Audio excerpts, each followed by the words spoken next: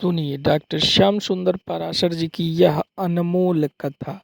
आज की इस प्रथम दिवसीय कथा के प्रथम भाग के अंतर्गत भक्तों आप लोग भागवत की वह ज्ञान गंगा सुनेंगे जिसको सुनने के बाद आपके मन में कोई भी संशय कोई भी संदेह उत्पन्न नहीं हो सकता। प्रभु की कृपा से भक्तों, श्री राधे राधे। परम मंगलमय परात्पर परम अखिलेश्वर अकारण करण करुणा वरुणालय तडित विनिंदित पीतांबरधारी भक्त वांछा कल्पतरु भगवान श्री हरि की वांगमय प्रतिस्वरूपा श्रीमद्भागवत महापुराण सप्ताह ज्ञान यज्ञ आज से आपके इस काशी क्षेत्र चंदौली जनपद के अंतर्गत इस शहीद गांव में, इसका नाम ही इस ग्राम का परिचय दे रहा है। ऐसी दिव्य वीर भूमि, पवित्र भूमि, विश्वनाथ की पावन भूमि में गोविंद के गुणगणों की गंगा आज से प्रवाहित होने जा रही है। भगवान ने अपने श्री अंग से अद्भुत अलौकिक दो दिव्य धाराओं को प्रकट किया जीवों के कल्याण की कामना से, जीवों को कृतार्थ करने के लिए।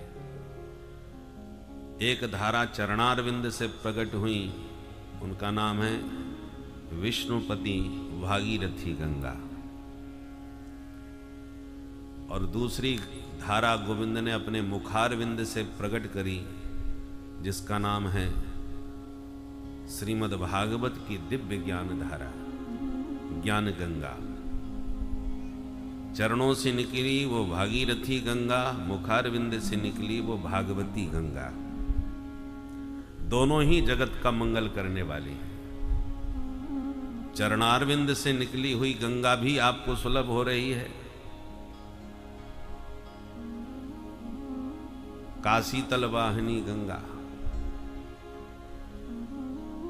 एक किसी विद्वान ने एक ऐसा श्लोक बनाया कि पहले तो प्रश्न उसमें है और उसी श्लोक को दोबारा ध्यान से सुनो तो उन्हीं प्रश्नों में उत्तर भी छुपा है। का काली, का मधुरा, का शीतल वाहिनी गंगा, कंसम जघान कृष्ण, कम बलवंतम न बाधते सीतम। ये प्रश्न। का काली, काली क्या है? का मधुरा, मधुर क्या है? का शीतल वाहिनी गंगा, शीतल वाहिनी गंगा कहां? और कंसम जघान कृष्ण, सम्यक्तया किसको कृष्ण ने मारा अच्छी तरह से। और कम बलवंतम, ऐसा कौन बलवान है? नबाधते, नबाधत बलवान है जिसको ठंड ही नहीं लगती। बोले कम बलवंतम, जिसने कंबल बढ़िया ओढ़ रखा हो उसको सर। बोलो राधे राधे राधे। तो प्रश्न भी उसी में, उत्तर भी उसी में। प्रश्न में हमने यहां इसलिए स्मरण किया काशी तल वाहिनी गंगा। आप लोग गोविंद के चरणा, ये आपके लिए भागवत की ज्ञान गंगा के भागीरथी बने, भागीरथ बने। इनके प्रयास से आपके इस लघु ग्राम में दिव्य गोविंद के गुणगणों की गंगा भी ज्ञान गंगा प्रवाहित होने जा रही है।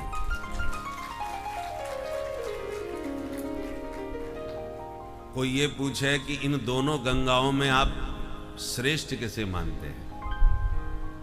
श्रेष्ठ न कहें तो बड़ी छोटी है तो दोनों ही सगी बहन, क्योंकि गोविंद के ही अंग से दोनों प्रकट हुई हैं। चरणों से निकली वो भागीरथी और मुख से निकली वो भागवती।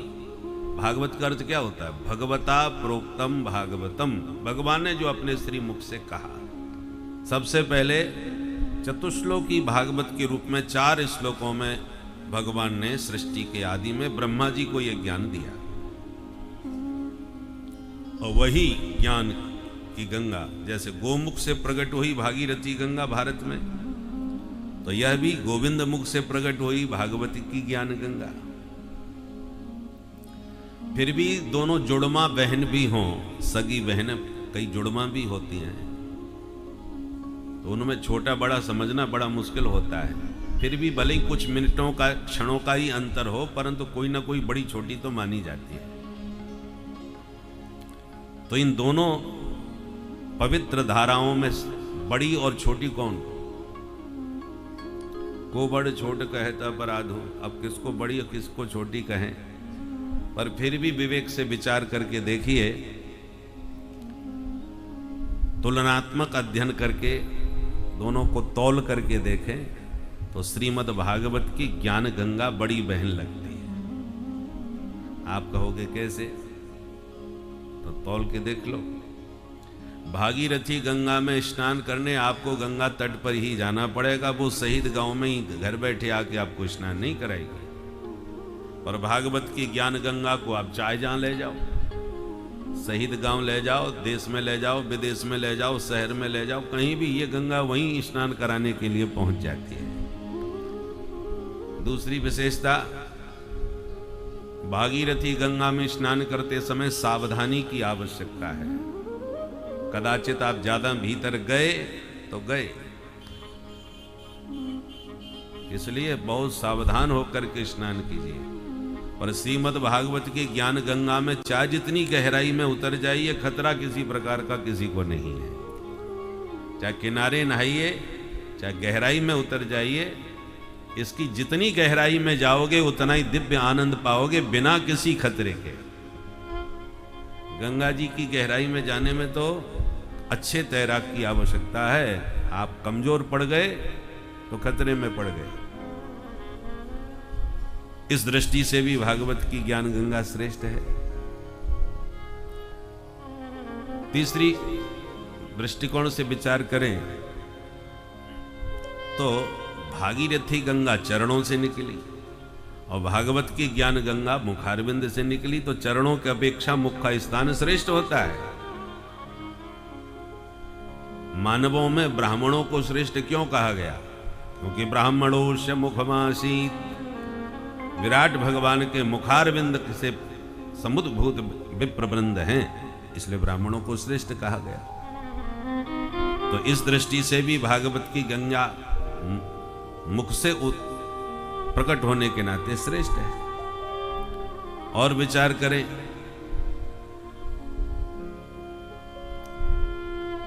गंगा जी में स्नान करने से शरीर शीतल हो जाता है। शरीर में धूल मिट्टी कीचड़ आदि कहीं कुछ गंदगी लगी हो वो भी साफ हो जाती है, देह दमकने लगता है। पर भागवत की ज्ञान गंगा में गोता लगाने से मन शीतल होता है, मन निर्मल होता है, और तन की निर्मलता की अपेक्षा मन की निर्मलता का ज्यादा महत्व है। भगवान ये नहीं कहते कि तुम्हारा शरीर खूब खूबसूरत और चमक दमक वाला हो तो मैं बहुत जल्दी प्रसन्न हो जाऊंगा ना। निर्मल मन जन सो मोहि पावा, निर्मल मन जन सो मोहि पावा, निर्मल मन जन सो मोहि पावा, निर्मल मन जन सो मोहि पावा, मोहि कपट छल शीघ्र न भावा, मोहि कपट छल शीघ्र न भावा, छल छेत्र न भावा, छल छेद न भावा। तो भगवान ने ये नहीं कहा निर्मल तन। जब तन निर्मल की बात करते तो आजकल बहुत उपकरण ऐसे हैं, साधन ऐसे हैं कि तन को एकदम काले से गोरा बना देते हैं। बहुत ऐसे साधन चल गए हैं कि कुरूप को भी स्वरूप बना दें। पर मन को शुद्ध निर्मल बनाने का कोई उपकरण नहीं। आप किसी भी ब्यूटी पार्लर के पास चले जाओ और बोले महाराज मन तन तो हमारा बिल्कुल ठीक ठाक है, थोड़ा मन को चमका दो, क्योंकि कथा सुन के आए हैं, निर्मल मन उनको प्रभु को बहुत पसंद है, तो जरा मन में कोई गंदगी है तो साफ करो।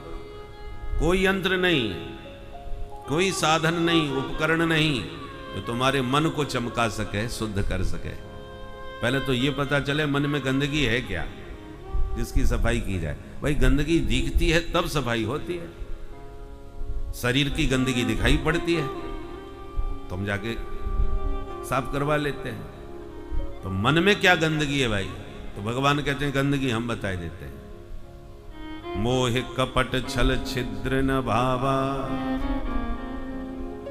ये जो छल कपट आपके मन में भरा हुआ है ये हमको पसंद नहीं है। भगवान कहते हैं तुम जैसे हो वैसे ही आ जाओ। जबरदस्ती चमक बाहर की, भगवान है अंतरात्म दृक्, बाहर की चमक से नहीं, ये भीतर की चमक से प्रसन्न होते हैं। तन की निर्मलता से नहीं, मन की निर्मलता से प्रसन्न होते हैं। और मन की गंदगी है छल कपट, और ये छल कपट है ना, ये शरीर में नहीं दिखाई पड़ते, ये मन में होते हैं। इसलिए भगवान ने कहा मन को चमकाओ, मन की गंदगी साफ करो। ये तन की चमक पर भगवान रीझे होते तो शूर्पणखा ने उनको प्रसन्न कर लिया होता। रुचिर रूप धर प्रभु पहे आई, बोली वचन बहुत मुस्काई। बड़ा चमक धमक करके बन ठन के आई थी शूर्पणखा, राम जी ने एक बार उसकी तरफ दृष्टि तक नहीं डाली, अपने मुंह से अपनी तारीफ करती रही, प्रशंसा के पुल बांध दिए। परंतु बेचारी सबरी कोई मैकअप नहीं करती, बुढ़िया हो गई, शरीर जर्जरित है, कोई श्रृंगार उसके तन पे नहीं है, पर गोविंद के प्रेम से मन उसका निर्मल है, मन एकदम शुद्ध है। और इसलिए भगवान को बुलाना नहीं पड़ा, भगवान पूछ पूछ के उसका आश्रम चल करके उसके आश्रम में आए, स्वयं जाकर के दर्शन दिए। इससे क्या सिद्ध हुआ कि तन की चमक नहीं, मन की निर्मलता से माधव मुग्ध होते हैं। एक होता है कैमरा जो फोटो खींचता है, जैसा चेहरा होगा वैसा फोटो में आ जाएगा। एक होता है एक्सरा जो बाहर का नहीं भीतर का फोटो खींचता है, भीतर क्या गड़बड़ चल रहा है वो एक्सरा बता देगा। तो हम लोगों की आंख बाहर की सुंदरता को देखती हैं, गोविंद की आंख एक्सरा की तरह भीतर की सुंदरता को देखती है। मन बुद्धि चित्त आपका कैसा है, वो जितना शुद्ध होगा उतनी माधव प्रसन्न होंगे। तो गंगा जी में स्नान करने से शरीर शुद्ध होगा, शरीर चमक जाएगा, पर भागवत की ज्ञान गंगा में गोता लगाने से मन निर्मल होगा, मन शुद्ध होगा। एतस्माद् अपरम किंचित मनः शुद्ध्यै न विद्यते, जन्मांतरे भवेत् पुण्यम तदा भागवतम लभेत। श्रीमद् भागवत की गंगा में गोता लगाने से अंतःकरण की शुद्धि, मन की निर्मलता आती है, जो माधव को बहुत अधिक भाती है। तो इन सब दृष्टियों से विचार करके आप देख लो तो दोनों धाराओं में भागवत की ज्ञान गंगा ज्येष्ठ धारा दिखाई पड़ती है। परंतु आप लोग बड़भागी हैं जो दोनों ही धाराओं में गोता लगा रहे हैं, गंगा में भी और गोविंद की ज्ञान गंगा में भी। बोलो भागवत भगवान की। तो मंगलाचरण करते हुए सूत जी महाराज पहले गोविंद का ध्यान करते हैं। श्री कृष्णाय वयम नमः, गोविंद के पाद पद्मों में हम नमस्कार करते हैं। कैसे हैं भगवान कृष्ण? सच्चिदानंद रूपाय, सतचित आनंद घन है, यह उनका वास्तविक स्वरूप है। सत घन चित घन आनंद घन। और करते क्या है? विश्वोत्पत्त्यादि हेतवे, सारे विश्व की उत्पत्ति आदि में पालन और संहार तीनों भगवान के द्वारा ही संपादित होते हैं। और उनकी शरणागति से लाभ क्या मिलता है? तापत्रय विनाशाय, हमारे जीवन में जो दैहिक दैविक भौतिक ताप हमें तपा रहे हैं, इन तीनों तापों का सर्वथा उन्मूलन करने वाले, समूल नष्ट करने वाले, तापत्रय विनाशाय। तीन ताप कौन कौन से? दैहिक ताप, दैहिक माने शारीरिक, ज्वर आ गया, मलेरिया हो गया, फोड़ा फुंसी हो गई, खुजली खांसी हो गई, ये सब दैहिक ताप है। दैहिक ताप दो प्रकार के होते हैं, शरीर के और मन के। कुछ लोग शरीर से रोगी होते हैं और कुछ लोग मन के रोगी होते हैं। भगवान की कृपा से शरीर बिल्कुल स्वस्थ है, मस्त है। 70 साल के हो गए, एक इंजेक्शन नहीं लगवाया, शरीर बिल्कुल ठीक, परंतु मन थोड़ा टेंशन में आ गया है। क्यों? बोले छोटी बहू जब से आई है महाराज, ऐसी खतरनाक है, मनमानी करती है, एक किसी की सुनती नहीं, मानती नहीं, और थोड़ा डांट दो तो तुरंत थाने की धमकी दे देती है, तो सब पूरे परिवार को जेल में डलवा दूंगी, दहेज एक्ट लगवा दूंगी। तो महाराज उसकी धमकी सुन के ना तो कुछ कहा जाता है ना देखा जाता है, बस पड़े पड़े सुन रहे हैं उसकी बातें, मन में ही घुटे जा रहे हैं। इसको कहते हैं टेंशन। टेन माने 10, सन माने सूर्य। एक सूरज भगवान अभी भी खोपड़ी गर्म कर देते हैं, जिसके भीतर हो टेंशन, सोचिए उस बेचारे का क्या हाल होता होगा। तो तन के जो रोग हैं और जो मन के रोग हैं, इन दोनों को दैहिक ताप कहते हैं। दैहिक और दैविक ताप। दूसरा दैविक ताप क्या है?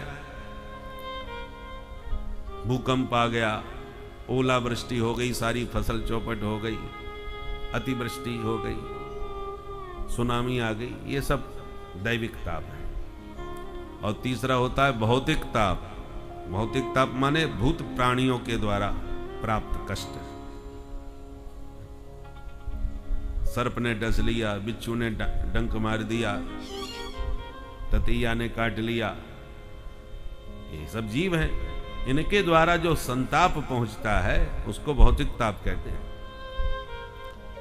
परंतु जिन प्रभु की चरण शरण ग्रहण करते ही तापत्रय विनाशाय, दैहिक दैविक भौतिक तीनों प्रकार के ताप तत्क्षण समाप्त हो जाते हैं। ऐसे गोविंद के पाद पद्मों में हम बारंबार प्रणाम करते हैं।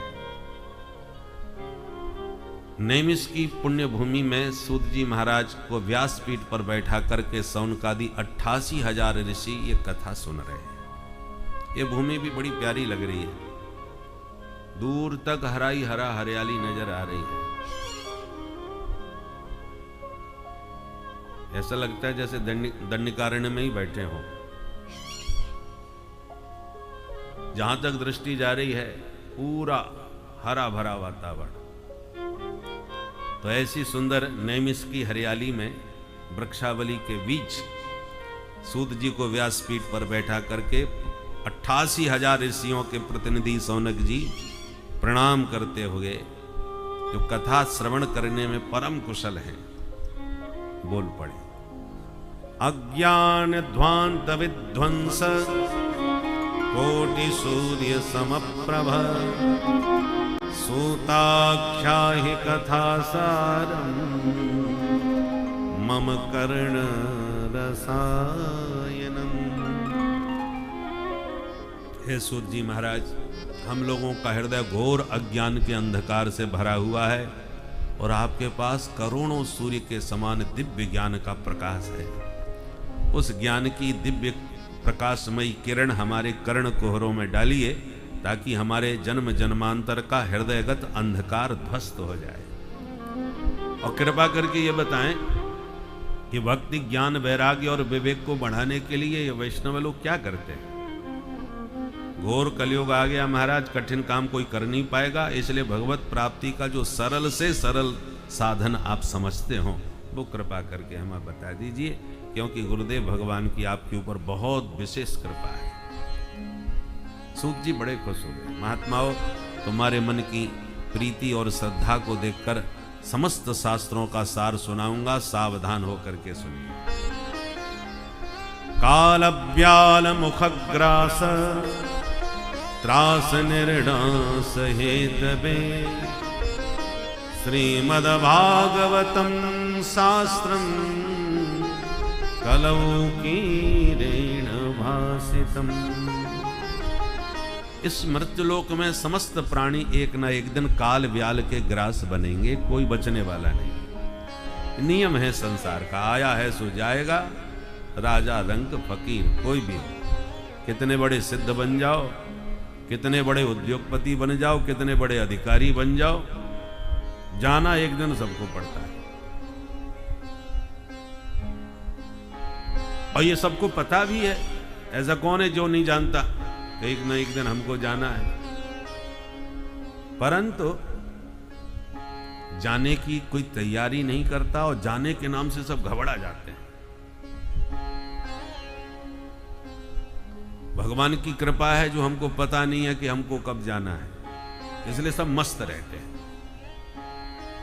और कोई डॉक्टर आपका चेकअप करके कह दे कि आप 7 दिन से ज्यादा नहीं चलेंगे, घातक रोग है आपके शरीर में, तो आपको पता तो नहीं है, परंतु गारंटी हमारी है 7 दिन से ज्यादा हम चलेंगे नहीं। फिर देखिए आप अपने मन की हालत।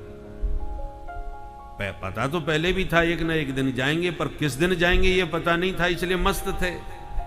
अब तारीख पता चल गई कि 7 दिन में जाने वाले हैं, फिर महाराज देखो कितनी डिप्रेशन में चले जाते हैं। भयंकर भय व्याप्त हो जाएगा मौत का। मौत नाचने लगेगी आंखों के सामने। काल ब्याल मुखग्रास त्रास।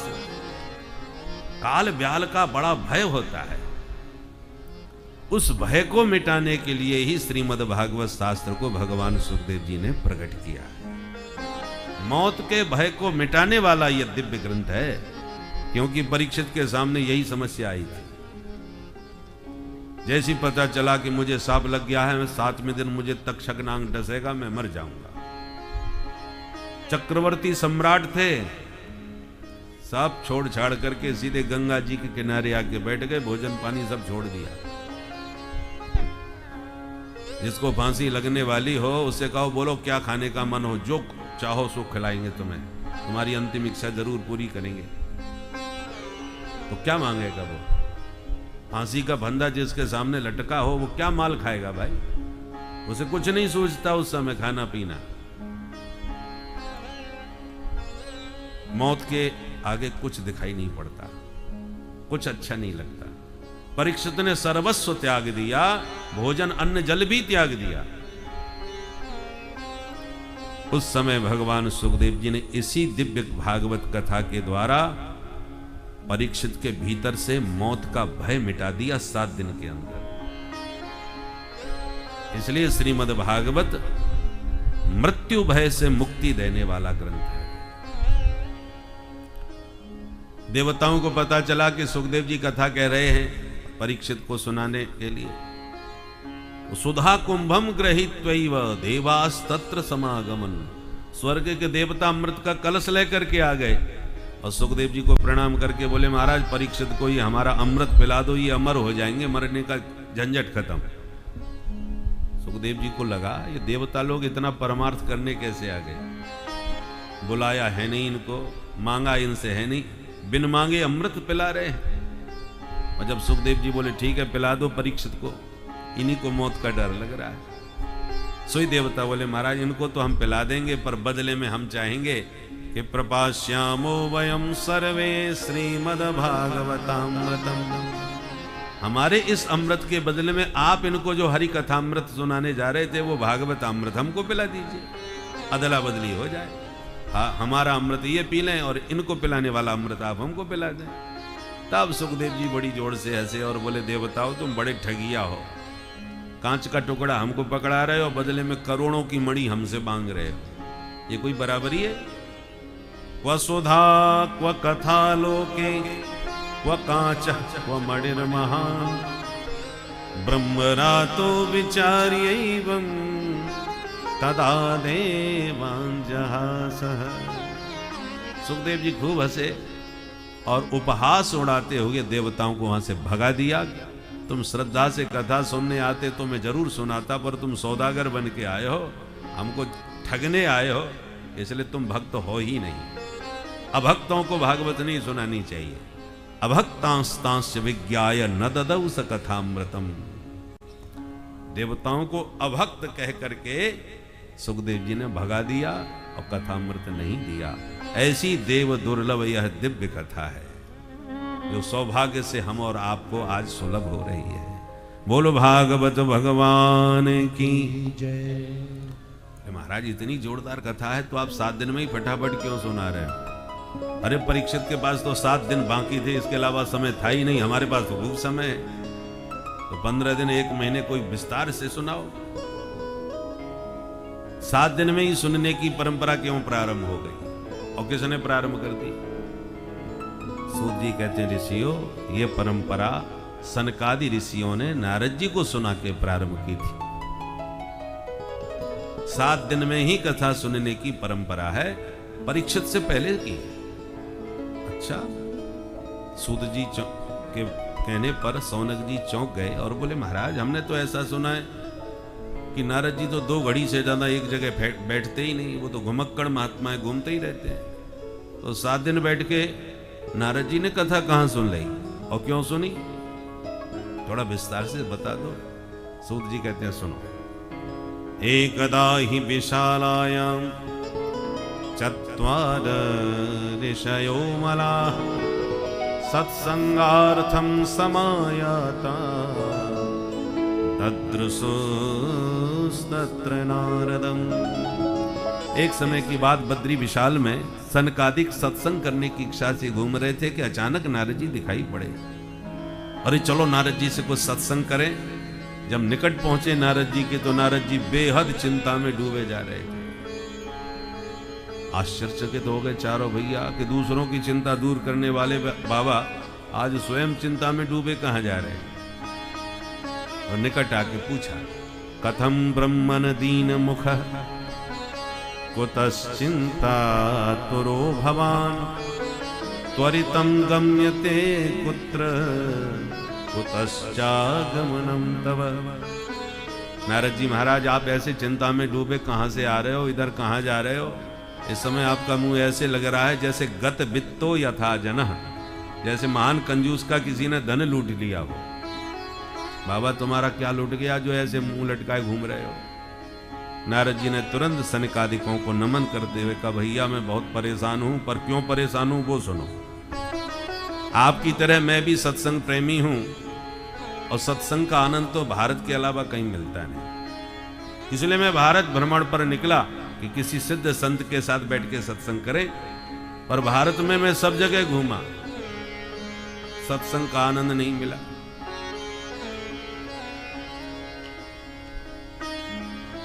सनकादिक बोले नारद जी तो ऐसे घूमने से कहीं सत्संग मिलेगा? अरे तीर्थों में जाते, संतों के पास जाते तो सत्संग का आनंद पाते। नारद जी बोले तो हम कोई दिल्ली बम्बई कलकत्ता थोड़ी घूमे थे, तो कहां घूमने गए?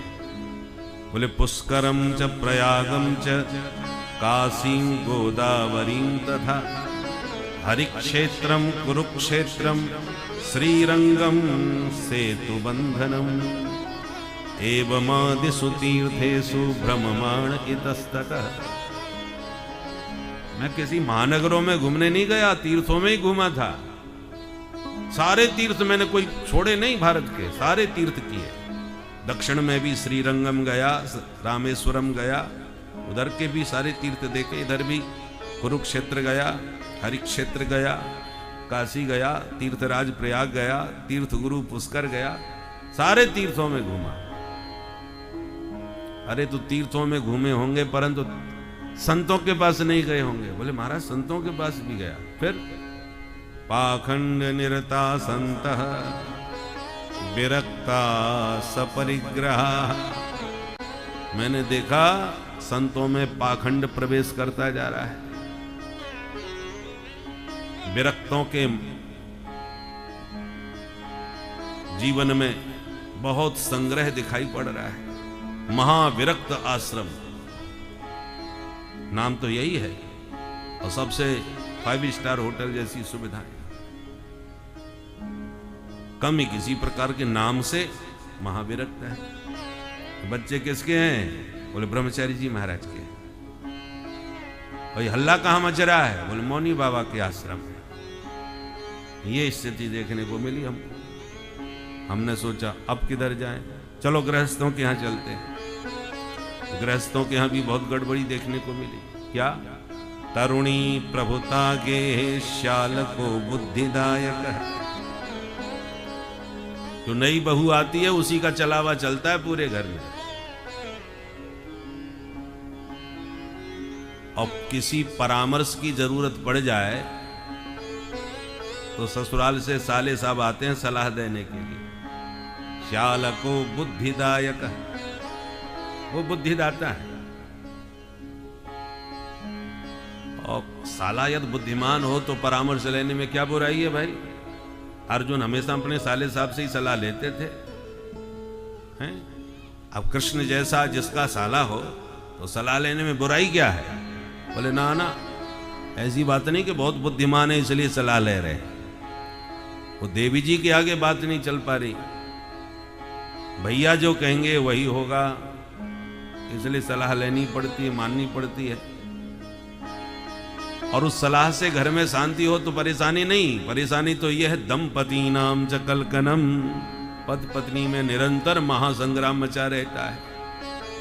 बेटा बेटियों का भी विवाह नहीं करते, सौदा करते हैं जितने में जहां पट जाए। कन्या विक्रयणो लोभात, लोभ की पराकाष्ठा है। पहले लोग संबंध विवाह का करके समधि बन के गले मिलते थे। समधि का अर्थ क्या होता है? धी माने बुद्धि। बौद्धिक धरातल पर जिनकी विचारधाराएं समान हो वो समधि बनते थे। हमारे आपके विचार मेल खाते हैं, संबंध हो जाता है। अब विचारों में मेल बैठे या ना बैठे, लेन देन में मेल फिट बैठ जाए, सोई संबंध बन जाए। जहां जितने में सौदा पट गया बस बात बन गई, समधि बन गई। एक बारात जा रही थी, दूल्हे के बाप से किसी ने पूछा समधि बनने जा रहे हो आप? समधि का अर्थ मालूम है? तुरंत हंस के बोले हम समधि का अर्थ नहीं जानते, हम तो अर्थ लेने के लिए ही समधि बन रहे, अर्थ के लिए ही समधि बनने जा रहे, खूब मिलेगा माल। तो यह हालत गृहस्थों की हो गई, लोभ की पराकाष्ठा।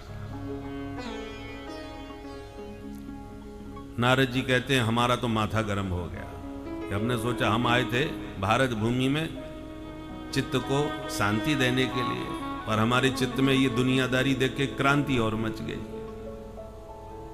मैंने सोचा अब छोड़ो, हम किसी के चक्कर में नहीं पड़ते, हम तो वृंदावन में चल के राधे राधे करेंगे। नारद जी कहते हैं भैया इसलिए मैं सब प्रपंच छोड़ के सीधा वृंदावन गया। और तत्राश्चर्यं मया दृष्टम श्रूयताम तन्मुनीश्वरा। वृंदावन में भी जाके जो हमने आश्चर्य देखा वो भी सुन लीजिए महाराज। क्या देखा बाबा? एका तु तरुणी तत्र निसन्ना खिन्न मानसा। हमने देखा वृंदावन में एक तरुणी, एक युवती यमुना के तट पर बैठ करके सिर पकड़ के रो रही है। उसकी रोने की आवाज सुन के हमको दया आ गई, हम उसके पास चले गए। तो मैंने देखा उसके आसपास दो बुढ़े बेहोश पड़े हैं, कई अन्य स्त्रियां उसको घेर करके समझा रही, पुरुष और कोई नहीं था। तो मुझे लगा कि साधु को स्त्री समुदाय में अनावश्यक नहीं जाना चाहिए। किसी बात पर रो रही होगी। माताएं जब आपस में बातें करती हैं तो कब आंसू बहने लगे और कब हंसने लगे पता नहीं चलता। हृदय प्रधान जीवन होता है, भावुक बहुत होती है। तो किसी प्रसंग पर रो रही होगी। अब हम जाके पूछें तुम क्यों रो रही हो, वो कहें बाबा तुम्हें मतलब, तो बिना मतलब की अपनी बेइज्जती करवाओ। इसलिए हमने जो उसके पास जाकर के उसे जब रोते हुए देखा, पर कोई पुरुष नजर नहीं आया, सब देवियां ही दिखाई पड़ी, तो हम वापस हो लिए। पर जैसे ही मैं मुड़ के चलने लगा तो उस देवी ने मेरे को आवाज लगाई, भो भो साधो क्षणम तिष्ठ मच्चिंतामपि नाशय दर्शनम तव लोकस्य सर्वथा परम। भो भो साधो क्षणम तिष्ठ। अरे महाराज जी भागिए मत, एक मिनट रुकिए तो सही। आप जैसे सिद्ध संतों के तो दर्शन से ही सारे पाप नष्ट हो जाते हैं। यदा भाग्यम भवेद भूरि भवतो दर्शनम तदा। हम जीवों के जब अनेक जन्मों के भाग्योदय होते हैं तब आप जैसे सिद्ध संतों के दर्शन प्राप्त होते हैं। थोड़ी मेरी समस्या भी सुन लीजिए। नारद जी कहते हैं भैया जब उन्होंने हमको बुलाया तो हम उसके पास फिर गए। हमने पूछा काशीत्वम, देवी जी आप कौन हैं, रो क्यों रही है, कष्ट का कारण क्या है हमें बताओ। बद देवी सविस्तारम स्वस्य दुखस्य कारणम। आप अपने दुख का कारण क्या है वो विस्तार पूर्वक हमें बताओ। तब उस देवी ने पहले अपना परिचय दिया।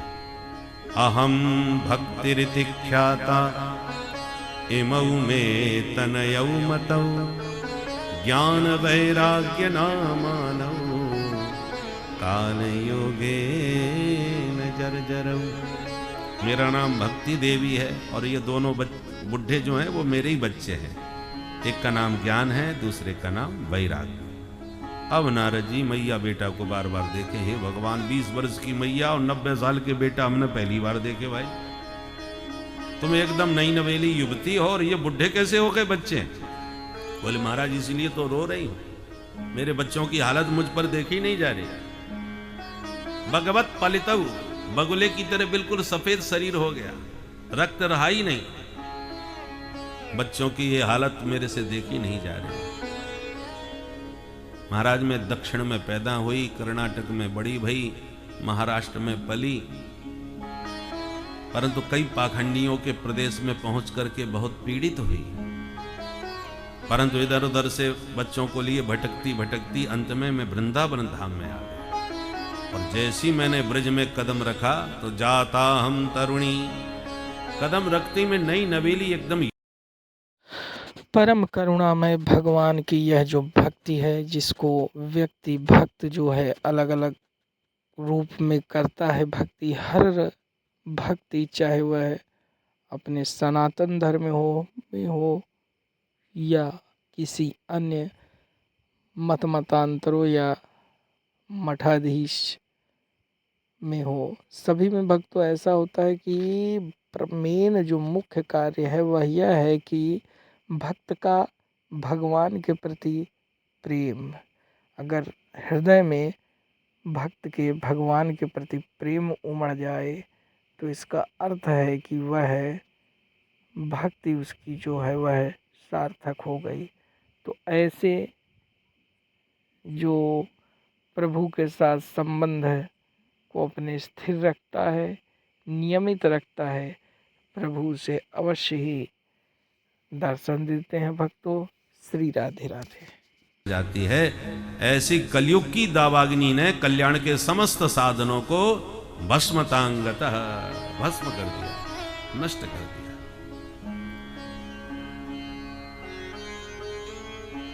भक्ति माने का ही दुष्ट कलयुग इतना बुरा है तो फिर भगवान इसको दंड क्यों नहीं दे रहे।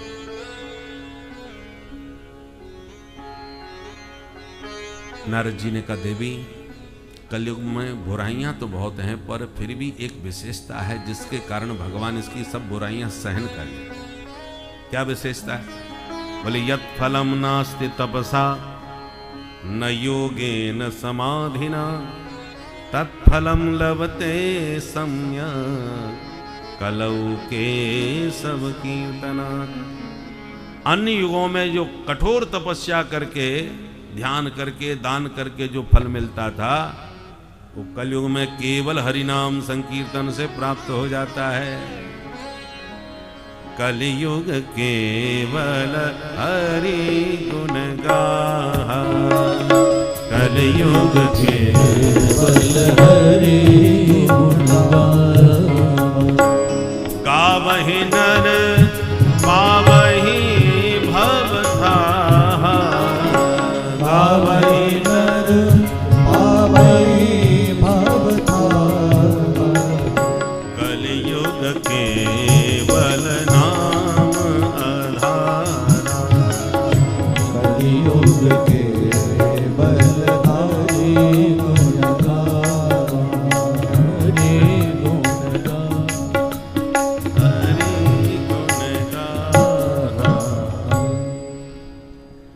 कलयुग में केवल हरि नाम संकीर्तन ही एकमात्र जीव के कल्याण का अवलंब है। इसलिए देवी आप दुखी न हो। मैं नारद आज प्रतिज्ञा करता हूं कि जन जन में मैंने तुम्हें प्रतिष्ठित नहीं कर दिया तो मैं हरि का दास न कहलाऊं। जब सौगंध खा करके नारद जी ने अपनी बात दृढ़ता के साथ कही तो भक्ति मां प्रसन्न हो गई, गदगद हो गई और नारद जी की स्तुति करने लगे। जयति जगति माया यस्य कायाधवस्ते, जयति जगति माया यस्य कायाधवस्ते, वचन रचन मेकं केवलं चाकलैया, वचन रचन मेकं केवलं चाकलैया, ध्रुव पदमपि यातो यत्र पातो ध्रुवोऽयम्, ध्रुव पदमपि यातो यत्र पातो ध्रुवोऽयम्, सकल कुशल पातं ब्रह्मपुत्रं नतास्मि, सकल कुशल पातं ब्रह्मपुत्रं नतास्मि, ब्रह्मपुत्रं नतास्मि, ब्रह्मपुत्रं नतास्मि। जयति जगति माया, जयति जगति माया, जयति जगति माया। हे देवर्षि आपकी सदा जय हो, सदा जय हो। आपके वचनों पर विश्वास करके उस आपके बताए मार्ग पर चल के ध्रुव जी ध्रुव तारा बन गए, प्रहलाद जी भक्तों में शिरोमणि बन गए। तो जैसे ध्रुव प्रहलाद जैसे बालकों पर आपने कृपा करी, ऐसी मेरे इन बच्चों पर भी कृपा कीजिए। नारद जी ने कहा देवी बिल्कुल दुखी मत होइए, चिंता छोड़ो और गोविंद के चरणों का चिंतन प्रारंभ करो। श्री कृष्ण चरणाम भोजम स्मर दुखम गमिष्यति। गोविंद के चरण कमलों का स्मरण करने से सारे क्लेश दूर हो जाते हैं। और इतना कह के नारद जी ज्ञान वैराग्य को जगाने के लिए वेद वेदांत और गीता का बारंबार पाठ सुनाने लगे। थोड़ी सी चेतना आई, आंखें खोल के देखा, फिर दोनों फिर बेहोशी में चले गए। अब नारद जी को बहुत चिंता हो गई। आकाशवाणी हुई, नारद जी सत्कर्म करो तभी ठीक होंगे। नारद जी ने कहा कि मैं इतनी देर से कर क्या रहा हूं, वेद वेदांत गीता सब तो सुना दिया, और कौन सा सत्कर्म करूं बताओ। आकाशवाणी ने कहा सत्कर्म क्या है ये कोई संत तुम्हें बताएगा, संतों से पूछो। अच्छा, नारद जी निकल पड़े ये जानने के लिए कि सत्कर्म क्या चीज है। भाई जो साधु मिला उसी से प्रश्न किया, बाबा सत्कर्म किसे कहते हैं। अब नारद जी अपने आप में इतने विख्यात महात्मा हैं कि वो जब प्रश्न करते हैं तो छोटे मोटे महात्मा तो पहली दंडोत कर लेते, महाराज जी क्यों हमारा मजाक उड़ा रहे हो, आप जैसे विद्वानों को हम बताएंगे कि सत्कर्म क्या चीज है। जिनकी बहुत ख्याति थी, जिनका बड़ा नाम था, उन संतों के पास नाम सुन के नारद जी पहुंचे। महाराज आजकल आपका बड़ा जलवा चल रहा है, आप बड़े विद्वानों में माने जाते हो, आप ही बता दो सत्कर्म किसे कहते हैं। अब वो यदि ये कहें कि हमको नहीं आता तो बेइज्जती हो जाएगी चेलाओं के सामने, तो उन्होंने इशारा कर दिया आजकल हमारा मौन व्रत चल रहा है, मौन खुलेगा तब बता देंगे। कार्तिक में हमने मौन धारण कर रखा है, इशारा कर दिया। तो मुंह की भूता बहुत से लोग मौन धारण कर लिए, बहुत से दाएं बाएं खिसक लिए, पर नारद जी को जवाब कहीं से नहीं मिला।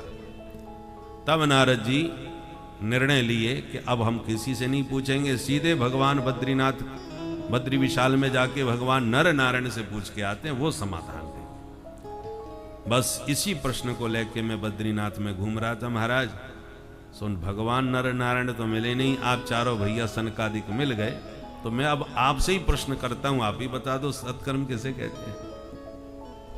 सनकादिक बोले बस इतनी सी बात पर परेशान घूम रहे हो, मां चिंताम कुरुदेवर से हर समचित्ते समावह।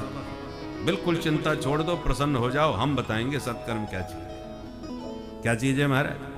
बोले वो सत्कर्म कोई और नहीं, श्रीमद् भागवतालाप सतगीत शुकादि भी। श्रीमद् भागवत महापुराण ही वह दिव्य सत्कर्म है जो सुखदेव जी ने अपनी वाणी से गा करके सबके सामने सुलभ किया है। नारद जी बोले क्षमा करें महाराज, हम भी पढ़े लिखे महात्मा हैं, हमको तो आपकी बात कुछ जमी नहीं। क्यों भाई, क्यों नहीं जमी? नारद जी बोले हम आपसे निवेदन कर चुके, हम चारों वेद सुना के आए हैं उन दोनों को, कुछ नहीं हुआ उनको। तो साक्षात वेद के पाठ से कुछ नहीं हुआ, तो श्रीमद् भागवत में ऐसी क्या विशेषता है? अरे भागवत में ही तो वेदों के मंत्रों की ही बृहद व्याख्या है, इसलिए भागवत को वेदों का भाष्य कहा गया है। और इसका शुभारंभ ही वैदिक सूत्र से हुआ है, जन्माद्यस्य यतः, ये वैदिक सूत्र है, ब्रह्म सूत्र। तो जब वेदों से कुछ नहीं हुआ तो भागवत से क्या हो जाएगा भाई? नारद जी ने ये तर्क दिया, सनकादिकों ने समाधान दिया। नारद जी, निगम कल्प तरोर गलितम फलम, वेद रूपी कल्प वृक्ष का पका हुआ फल ही श्रीमद् भागवत है। ये वेदों का ही परिपक्व फल है, किंतु हम और आप यदि फल का रस पाना चाहें तो फल से ही वो रस मिलेगा, वृक्ष से नहीं मिलेगा आपको। आम का रसीला फल चूसने के बाद आप ये सोचें कि जब फल में इतना रस है तो वृक्ष में कितना होगा। फल बहुत दिनों से खाए, आज पूरे वृक्ष का ही रस चूस लेंगे तो क्या मिल जाएगा आपको वृक्ष से रस? नहीं मिलने वाला। वेद है वृक्ष, भागवत है उसका फल। इसलिए जो रस इस फल से आपको मिलेगा वो डायरेक्ट वेद रूपी वृक्ष से नहीं मिलने वाला। दूध से घी निकाला जाता है, पर घी जो काम कर देगा वो दूध तो नहीं कर सकता। भले ही दूध से निकला है घी, पर भंडारे में घी से ही पूड़ी बनेंगी, दूध से नहीं बनने वाली। अखंड दीपक घी का ही जलेगा, दूध से नहीं जलने वाला। घृत का अपना महत्व होता है। तो भागवत क्या है? घृत। वेद क्या है? दूध, जिससे निकाला गया। ऐसे दृष्टांतों से समझाया, तब नारद जी का संदेह दूर हुआ और गदगद होकर नारद जी बोले, भैया आपने बड़ा भारी हम पर उपकार किया, मेरा बहुत बड़ा भ्रम तोड़ दिया। और आज मैंने ये बात समझ ली कि जन्मांतर के जब भाग्योदय होते हैं तब आप जैसे सिद्ध संतों का सत्संग सुलभ होता है। भाग्योदयेन बहुजन्म समर्जितेन सतसंगमं च लभते पुरुषो यदा वै अज्ञान हेतु कृत मोह मदांधकार नाशं विधाय हितदोदयते विवेक। भैया अब तो आप मुझे एक बार भागवत सुना दो। सनकादिक बोले हम तो इसीलिए घूम रहे हैं, कोई सुने या सुनावे। तो कहां सुनाओगे महाराज? बोले चलो गंगा जी के किनारे हरिद्वार है। तो जैसे आप हरिद्वार पांडे जी के माध्यम से कथा सुनने आए, ऐसे ही सनकादिक नारद जी को लेकर के हरिद्वार धाम में कथा सुनाने आए। गंगा द्वार समीपे तु तटमानंद नामकम। हजारों श्रोता उमड़ पड़े साधु समाज। भृगुर वशिष्ठ शबनश्च गौतमो मेधातिथिर देवल देवरातो, बड़े बड़े महात्मा सब आए। और जैसे ही सनकादिकों ने कथा की महिमा गाना प्रारंभ किया, सदा सेव्या श्रीमद् भागवती कथा यस्या श्रवण मात्रेण हरिश्चित्तम समाश्रये। भागवत की मुक्त कंठ महिमा गाए जा रहे थे कि भागवत की कथा सदा श्रवणीय है, जब चाहो तब सुनो। इसके सुनने से चित्त में चित्तचोर आकर के विराजमान हो जाते हैं। जैसे ही भागवत का महात्म हुआ कि एक चमत्कार हो गया। क्या चमत्कार हुआ? भक्ति मैया दोनों पुत्रों को, ज्ञान वैराग्य को, जो बुढ़े छोड़ के आए थे नारद जी, वो एकदम जवान हो गए और भक्ति मैया अपने युवक पुत्रों को हाथ पकड़ के प्रकट होकर के न भगवान नाम संकीर्तन करने लगी। भक्ति सुतौ तौ तरुणौ गृहीत्वा प्रेमैक रूपा सहसा विरासी। भक्ति सुतौ तौ तरुणौ गृहीत्वा प्रेमैक रूपा सहसा विरासी। श्री कृष्ण गोविंद हरे मुरारे नाथेति नामानि। श्री कृष्ण गोविंद हरे मुरारे नाथेति नामानि। श्री राधे श्री कृष्ण गोविंद हरे मुरारे हे नाथ नारायण वासुदेव। श्री कृष्ण गोविंद हरे मुरारे हे नाथ नारायण वासुदेवा। श्री कृष्ण गोविंद हरे मुरारे हे नाथ नारायण वासुदेव। श्री कृष्ण गोविंद हरे मुरारे हे नाथ नारायण वासुदेवा। हरि बोल। श्री कृष्ण गोविंद हरे मुरारे हे नाथ नारायण वासुदेव। श्री कृष्ण गोविंद हरे मुरारे हे नाथ नारायण वासुदेवा। हे नाथ नारायण वासुदेव। हे नाथ नारायण वासुदेवा। हे नाथ नारायण वासुदेव। हे नाथ नारायण वासुदेवा। बोल भक्ति महारानी की। जय। सनकादिकों ने भक्ति को सबके हृदय में निवास स्थान दिया। नारद जी ने गदगद होकर के कहा, महाराज अब मुझे विश्वास हो गया। अभी भागवत की कथा पूरी नहीं हुई, केवल महात्म हुआ था कि ज्ञान वैराग्य जवान हो गए। जब एक डोज में इतना फायदा हो गया, पूरी दवा पिएंगे तब तो भगवान जाने क्या चमत्कार होगा। मुझे विश्वास हो गया आपकी बात। एक प्रश्न बस अंतिम हो, क्या?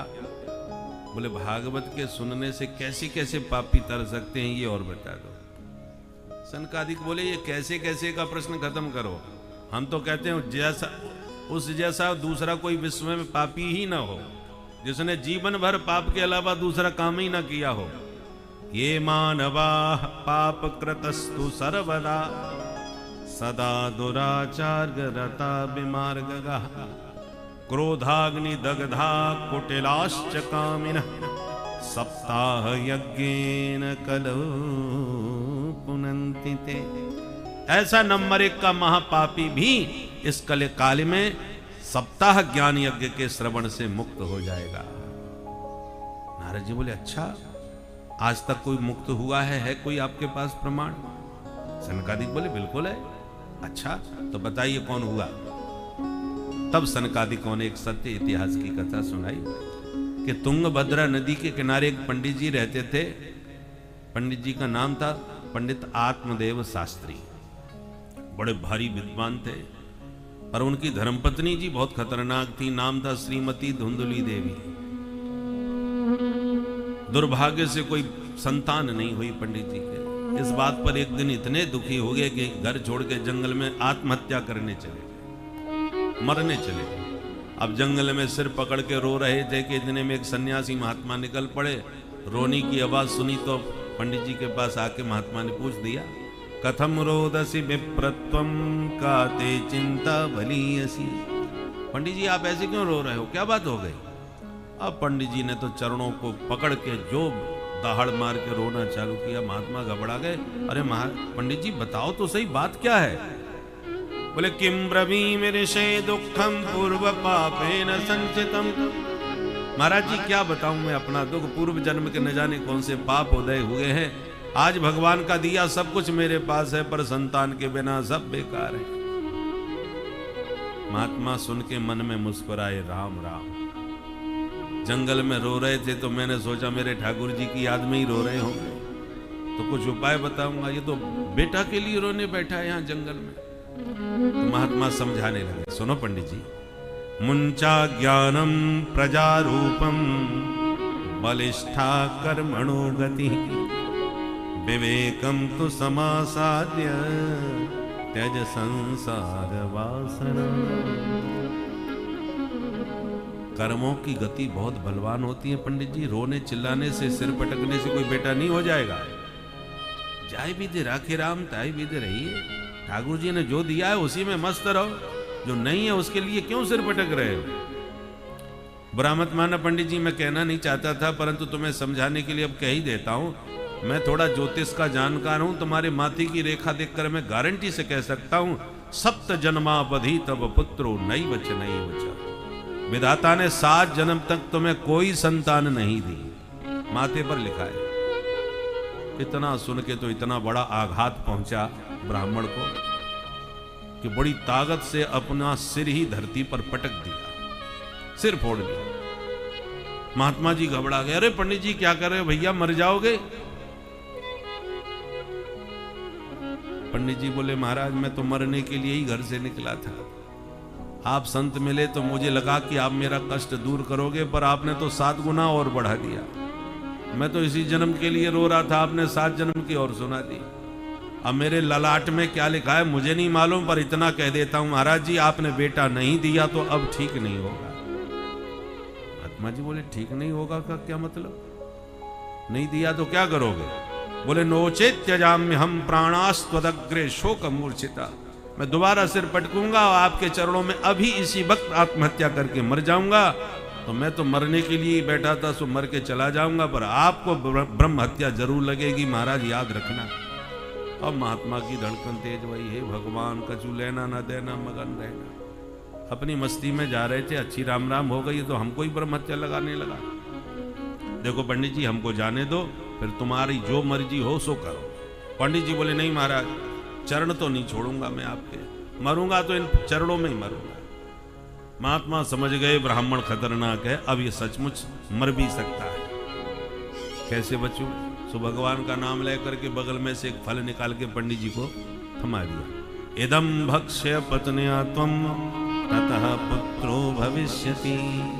जाओ ये फल अपनी धर्म पत्नी को खिलाना, तो मेरा आशीर्वाद है गारंटी से बेटा ही होगा। अब तो पंडित जी की प्रसन्नता का ठिकाना नहीं, उछल पड़े, नाचने लगे। संत बड़े दयालु होते हैं, मुझे भरोसा था महाराज जी मुझ पर जरूर कृपा करेंगे। और फल लेके पंडित जी भागे सीधे घर। अरे सुनती हो, देखो क्या लाया हूं तेरे लिए। पंडितानी भीतर से भागती हुई आई, मन में सोच के आज सवेरे कहीं गायब थे, लगता कहीं दूर से तगड़ा माल लेके आए। सो दौड़ी दौड़ी निकली, क्या क्या लाए हो जी? बोले, देख कितना सुंदर फल है, अब तुम फटाफट खा ले। पंडितानी ने खोपड़ी फोड़ी, है भगवान, गला फाड़ के ऐसे बुला रहे थे जैसे दिवाली के लिए मेरे लिए 9 लखा हार लाए हो। मैंने क्या फल नहीं खाया आज तक, एक फल मुझे पकड़ा रहे हो। पंडित जी ने कहा, भाग्यवान, ऐसा वैसा फल नहीं है, सिद्ध महात्मा ने दिया, इसको खाने से तेरे को बेटा हो जाएगा। ओहो, ऐसा फल है ये? पंडितानी ने मन में सोचा, मुझे तो लगता है किसी बाबा जी से जादू टोना करवा के, तंत्र मंत्र करवा के कोई फल लाया, मुझे खिलाएंगे और मैं इनके बस में हो जाऊंगा। और मना करूंगी तो जबरदस्ती खिलाएंगे, सोच समझ के बाद में खाऊंगी। सो तुरंत बोली, वाह वाह, आप बहुत अच्छा फल लाए हो, मैं जरूर खाऊंगी, पर पहले नहाऊंगी, पूजा पाठ करूंगी, ठाकुर जी का भोग लगाऊंगी, तब पाऊंगी, ताकि बच्चा हमारा बहुत अच्छा हो। पंडित जी को बात समझ में आ गई, ठीक कह रही है। अच्छा ठीक है, नहा धो के खा लेना, पर खाना जरूर। बोले, महाराज चिंता ही मत करो। पंडित जी विश्वास पूर्वक फल दे के चले गए, पर पंडितानी ने फल नहीं खाया, नाम ही उसका धुंधली। फल लेके बैठ के सोचने लगी, फल भक्षेण गर्भस्यात् गर्भेणोदर वृद्धता स्वल्प भक्षम ततो शक्ति गृह कार्यम कथम भवे। यदि मैंने फल खा लिया और सचमुच में पेट से हो गई, तो मैंने सुना है गर्भवती स्त्री ज्यादा काम नहीं कर सकती, और मैं यदि घर का काम नहीं करूंगी तो मेरे घर का काम कौन करने आएगा? वैसे एक काम कर सकती हूँ, मैं अपनी ननद को बुला लूंगी, क्योंकि वो जब बुआ बनेगी तो उसे कुछ ना कुछ तो बधाई देनी पड़ेगी। जब देना ही है उसको तो 4 महीना पहले बुला करके उससे काम करवा लो घर का। मैं तो आराम करूंगी, उसी से काम करवाऊंगी, बाद में जो बनेगा उसको दे लेके खुश कर दूंगी। फिर एकदम बोली ना, उसके भरोसे घर नहीं छोड़ सकती, वो महाचोटी है। मैं बहुत बचपन से जानता, शुरू से मैंने देखा है, जब से आई है। जब जब आती है कुछ ना कुछ माल घर से गायब हो ही जाता है, और उसी के भरोसे मैंने घर छोड़ दिया तो हो गया मेरे घर का कल्याण। इससे तो अच्छा है कोई नौकर रख लूंगी कुछ दिन के लिए। परंतु मैंने ऐसा भी सुना है, सुखदेव जी महाराज मैया के पेट में 12 साल तक रहे थे। कहीं मेरा बच्चा 2-4 साल भी रह गया तो मैं तो जीते जी मर जाऊंगी। सुखवत निवसेत गर्भम तदा में मरणम भवे, एवं कुतर्क योगेन तत्फलम नैव भक्षितम। इतने उसने तर्क वितर्क कर डाले कि डर के मारे फल खाया ही नहीं, छुपा के रख दिया। थोड़ी देर में अचानक घूमती हुई इसकी छोटी बहन आ गई। इसने पूरी कहानी उसको भी सुना दी। अब छोटी बहन अपनी जुगाड़ में थी कि इसके कोई बच्चा ना होवे तो ये मेरा बेटा कहीं गोद ले ले तो इसकी सारी संपत्ति मैं हड़प जाऊं। तो उसने और माथा खराब कर दिया। बहन तू पागल भई है, फल खाने से कहीं बेटा बेटी होते हैं? तुम्हारे पतिदेव बेटे के लिए पागल हो गए, चाहे जिस बाबा बैरागी के चक्कर में पड़ जाते हैं। तू ये काम कर, इस फल में यदि कोई चमत्कार है तो जैसे तेरे बच्चा नहीं वैसे तेरी गैया के भी कोई बछड़ा नहीं, कितने साल से घर में बंधी है। तो ये फल गैया को खिला, देखे बाबा जी के फल में क्या चमत्कार है, सब समझ में आ जाएगा। तुझे सिर्फ बेटा ही तो चाहिए बहन, तो हमें तुम्हें क्या अंतर है? तेरे यहां कोई खाने वाला नहीं है, मेरे यहां कोई खिलाने को नहीं है। बहुत बच्चे हैं मेरे, एक और अभी पैदा होने वाला है। तू चिंता मत कर, मैं तुझे वचन देती हूं, अब की बार जो मेरा बच्चा होगा मैं तुझे सौंप दूंगी, तुझे बेटा भी मिल जाएगा, बाबा के बल की परीक्षा भी हो जाएगी। धुंधली बोली वाह बहन, बहन हो तो तेरी जैसी, 1 मिनट में तूने सारी समस्या खत्म कर दी मेरी। और तुरंत गैया को फल खिला दिया। और पंडित जी से कहा महाराज मैंने जब से फल खाया है बहुत फायदा हो रहा है। अब खुशी के मारे पंडित जी ने तो एक एक दिन गिनने प्रारंभ कर दिए। समय पाकर के छोटी बहन के बेटा हुआ, उसने रात मिला के धुंधली को दिया, और सवेरा होने पर धुंधली ने पंडित जी को दिखा दिया, महाराज देखो रात में मेरे को बेटा हो गया। अब तो पंडित जी खुशी के मारे नाचने लगे, पूरे गांव में मिठाइयां बंटवाने लगे। उसके 3 महीने के बाद पंडित जी की गैया ने भी एक बेटा पैदा कर दिया। अब तो गांव वालों में हल्ला मच गया, भैया गैया के बेटा हुआ, ये हम पहली बार सुन रहे। भाग्योदयो धुना जाता आत्मदेवस्य पश्यत, धेन्वा बाल प्रसूतस्तु दैवरूपीति कौतुकम। विधाता का चमत्कार देखो, धैन्वः बालः प्रसूतः, धैनु ने बालक को प्रसूत किया है, बच्चा पैदा किया है। भाई पंडित जी को भगवान ने छप्पड़ फाड़ के दिया। एक बेटा के लिए रो रहे थे, अब गैया ने भी बेटा दे दिया। पंडित जी का आनंद दुगना हो गया। बच्चों के नामकरण किए।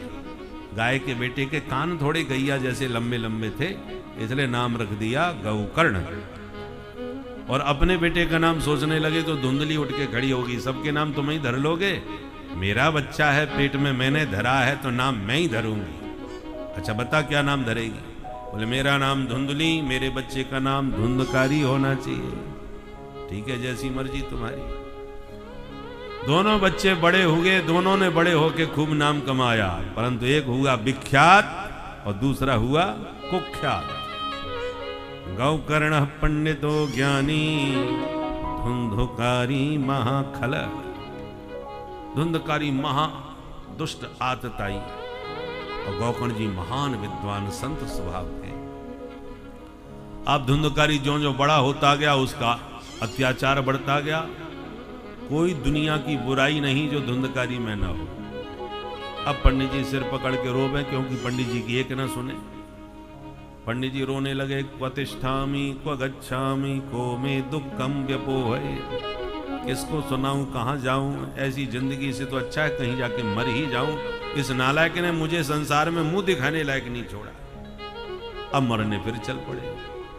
पहले गए थे मरने, बेटा नहीं है इसलिए, अब मरने जा रहे हैं, बेटा क्यों है, बर्बाद कर दिया इसने मेरे को। तब गोकर्ण जी ने पिताजी की हालत समझी, बैठा के प्यार से समझाया, पिताजी मुझे ये बताओ दुनिया में सुखी है कौन? सब एक दूसरे को सुखी समझ रहे हैं, संसार में है कोई नहीं सुखी। नानक दुखिया सब संसार। तो बेटा फिर सुखी है, सुखी कौन है इस संसार में? बोले सुखमस्ति विरक्तस्य मुनिरेकांत जीविन। जो नितांत एकांत में भगवान के भजन में मस्त हैं, वे संत ही सुखी हैं पिताजी। सोई आत्मदेव को सन्यासी की बात याद आ गई। महात्मा ने भी मुझे यही समझाया था, पर मेरी मति मारी गई, समझ में नहीं आई, पर अब मैं अच्छी तरह समझ गया। पर बेटा क्या करूं, भजन में मेरा तो मन ही नहीं लगता। तब गोकर्ण जी ने 2 श्लोकों में सारे शास्त्रों का सार निकाल करके पिताजी को दे दिया। इसको गोकर्ण गीता कहते हैं। देहिस्तिमां सरुधरे भीमतिं त्यजत्वं जायासुतादिषु सदा ममतां विमुञ्च पश्यानिशं जगदिदं क्षणभङ्गनिष्ठम् वैराग्य राग रसिको भव भक्ति निष्ठा धर्मं भजस्व सततं त्यज लोक धर्मान् सेवस्व साधु पुरुषान् जहि काम तृष्णा अन्यस्य दोष गुण चिंतनमाशु मुक्त्वा सेवा कथा रसमहो नितरां पिबत्वम्। ये 2 श्लोक है जो बड़े ही चिंतनीय है। गोकर्ण जी कहते हैं पिताजी, अहमता ममता की इन 2 रस्सियों में हम समस्त जगत के जीव बंधे पड़े हैं। मैं और मोर तोर तय माया। माया के ये 2 ही बंधन हैं। शरीर को मैं मानना, शरीर के नातों को मेरा मानना। ये मैं मेरे से जरा बाहर निकलो, इन रस्सियों के फंदों को काटो और वैराग्य राग रस को भव। संसार में राग करके क्या मिला वो तो आपने देख लिया, अब थोड़ा वैराग्य का भी आनंद लेके देख लो। दूसरों के गुण दोष देखना बिल्कुल छोड़ दो। कामनाओं के कांटे सब निकाल के चित्त से बाहर फेंक दो और लौकिक धर्म का त्याग करके अब परम धर्म का आश्रय ग्रहण कर लो। ये सूत्र रूप में समझा रहे हैं। एक एक सूत्र में बृहद व्याख्या की जा सकती है। इतने सुंदर सार गर्भित सूत्र हैं गोकर्ण जी के। साधु संतों का संग करो। विरक्तों के संग में वैराग्य बढ़ता है। प्रपंचियों के संग में रहोगे प्रपंच बढ़ेगा। संगत की रंगत आती है जीवन में। इसलिए भव भक्ति निष्ठा, भगवान की भक्ति करो जो संतों के संपर्क में रहने से तुम्हें प्राप्त होगी। सेवा कथा रसमहो नितराम पिबत्वम। साधु संतों की सेवा करो और भगवान की कथामृत का पान करके जीवन को मस्त रखो। पुत्र के वचन हृदय में उतर गए। घर परिवार को सब छोड़ छाड़ के पंडित जी जंगल में चले गए। भागवत का पाठ करते करते भगवान के अनुरागी बन गए। और पिताजी के जाने के बाद धुंधकारी ने माताजी को मारना पीटना चालू किया। सो धुंधली ने रात में कुआं में छलांग मार के आत्महत्या कर ली। गोकर्ण जी को लगा कि अब हमारा नंबर आ गया। सो तीर्थ यात्रा करने के बहाने घर छोड़ के वो तीर्थ। सत्संग का अर्थ है संतों का संग। और जब कोई व्यक्ति कुसंगत में फंस जाता है या दुर्जन व्यक्तियों के संग में आता है तो वह अपने आप को ऐसे ही सुरक्षित रखने के लिए उसे या तो फिर दुर्जन बनना पड़ता है अथवा उस स्थान को ही छोड़ना पड़ता है।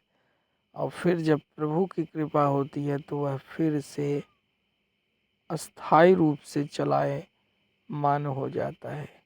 इस मानव शरीर के जो 2 मुख्य मार्ग हैं उनमें तत्कालीन समाहित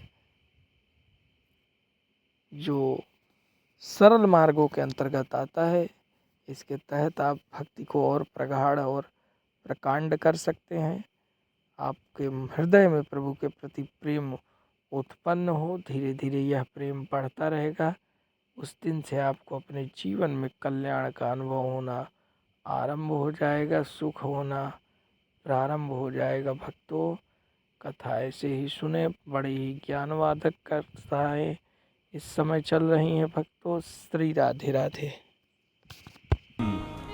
प्रिय को नाम योषिताम, जो केवल अपने हृदय में छुरा चलाती है और वाणी में बड़ी मधुरता होती है, वाणी में मिठास तो होती है, हृदय में तो काटने की ही योजना बनाती है।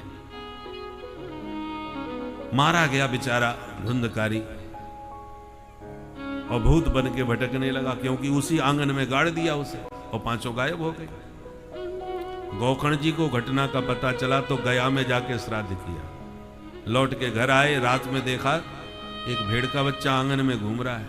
डंडा लेके मारने की भगाने की कोशिश करी तो भैंसा बन गया, पर हाथी बन गया। गोकर्ण जी तो घबरा गए, हाथ जोड़ के बोले, भैया कौन हो तुम, हमको क्यों डरा रहे हो?